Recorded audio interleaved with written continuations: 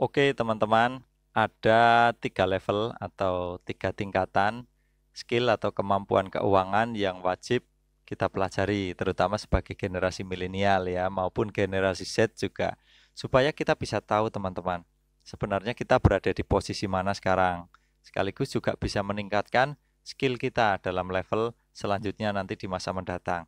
Nah, kita bahas 3 level ini atau 3 tingkatan ini dari yang pertama. Yang pertama adalah skill mencari atau menghasilkan uangnya. Nah, di level pertama ini pada umumnya ketika menghasilkan uang akan langsung dipakai teman-teman. Ya, nggak dikelola dulu.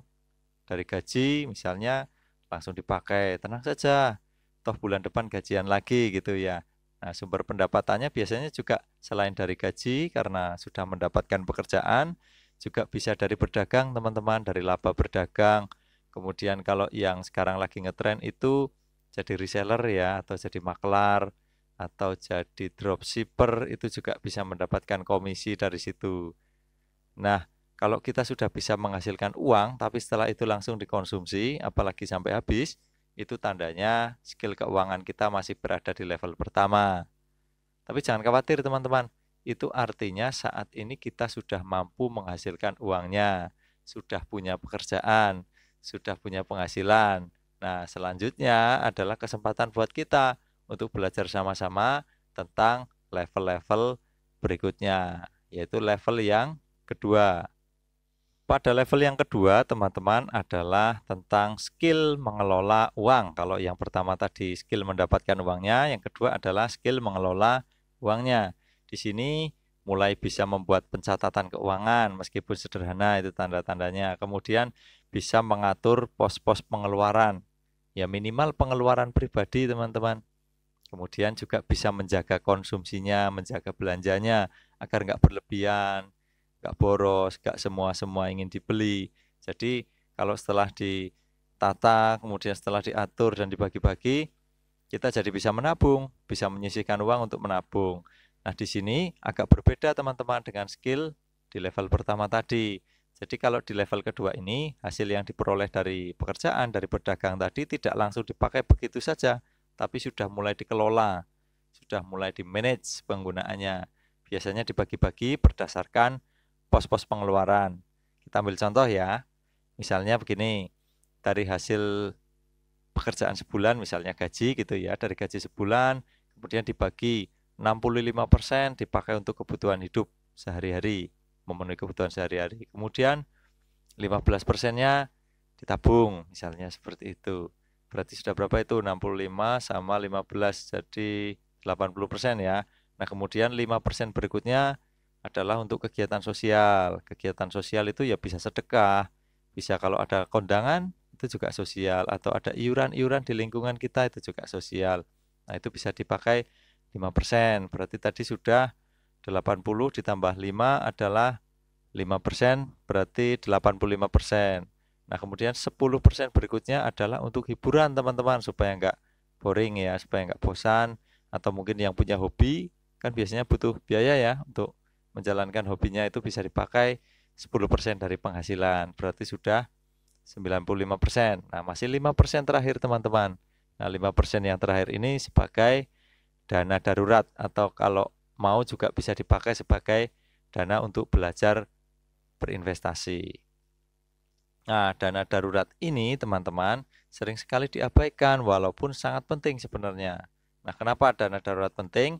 Karena tidak selamanya kita itu punya kemampuan untuk bekerja mencari nafkah. Mungkin sebenarnya kita masih ingin dan masih butuh, tapi mungkin ya amit-amit ya, jangan sampai mungkin ada kasus PHK, kemudian kebetulan kita yang kena PHK, atau mungkin kondisi kesehatan tidak mengizinkan kita untuk bekerja. Nah, untuk seperti inilah dana darurat biasanya dipakai. Jadi meskipun sedikit, dana darurat itu harus tetap disisihkan dan juga dipersiapkan untuk masa depan. Nah, teman-teman, skill yang terakhir yang paling atas atau level yang ketiga adalah skill melipat gandakan uang atau melipat gandakan penghasilan. Ini bukan jadi dukun, teman-teman. Tapi artinya apa ya, menambah pos-pos penghasilan kita gitu ya. Nah, karena kita kan tadi sudah terbiasa mengatur, mengelola keuangan dengan baik, kan pasti sudah punya pos ya untuk tabungan dan juga untuk investasi. Nah, pada saatnya ini kita akan menggunakan dana-dana ini untuk semakin diputar semakin menghasilkan lagi sebagai sumber-sumber penghasilan yang baru, teman-teman. Nah, biasanya paling mudah ya bisa dengan cara berinvestasi. Ada banyak pilihan, teman-teman. Ada deposito, properti, saham, kripto, dan lain-lain. Nah, cuman yang harus teman-teman perhatikan adalah kita harus hati-hati. Hati-hati kenapa? Ya, kita harus mulai investasi dalam hal-hal yang memang kita pahami, yang memang kita kuasai. Jadi kalau hal-hal yang belum kita kuasai ya sebaiknya kita belajar dulu. Jadi teman-teman jangan berinvestasi hanya karena tergiur iming-iming hasil yang besar misalnya. Bisa berbahaya, teman-teman. Atau juga hanya karena ngikutin tren. Teman-temannya pada main saham, posting-posting di sosmed, ini naik, dapat uang sekian. Kemudian kita tergiur ikut-ikutan, mungkin supaya keren karena teman-temannya seperti itu, atau ingin ikut dapat imbal hasilnya, itu malah bisa berbahaya, teman-teman. Nanti ini bahaya untuk mental juga kalau apa yang kita udah keluarkan, udah kita perjuangkan, ternyata imbal hasilnya tidak sesuai dengan apa yang kita bayangkan. Nah, pada akhirnya teman-teman, apa yang sudah kita kumpulkan, uang tabungan, kemudian anggaran untuk investasi yang sudah terkumpul, kalau pada akhirnya mencukupi, kita teman-teman juga bisa membangun atau membeli sistem bisnis yang bisa berjalan sendiri atau autopilot, gampangnya waralaba, tapi tidak selalu harus waralaba, teman-teman. Kita bisa bangun sendiri kalau mampu. Kalau tidak mampu, pengen cepet ya bisa waralaba supaya bisa berjalan sendiri tanpa kita harus campur tangan di situ secara terus-menerus, atau bahkan tidak perlu sama sekali kita campur tangan di situ. Jadi nanti kegiatan itu akan terus-menerus menghasilkan pendapatan-pendapatan sebagai sumber pemasukan kita yang baru. Nah, dari situlah baru kita nikmati hasilnya sebagai passive income. Nah, teman-teman, demikianlah video kita kali ini. Jika ada pertanyaan atau kritik dan saran, bisa langsung ditulis di kolom komentar. Nanti akan saya jawab satu persatu. Semoga bermanfaat dan sampai jumpa di video berikutnya.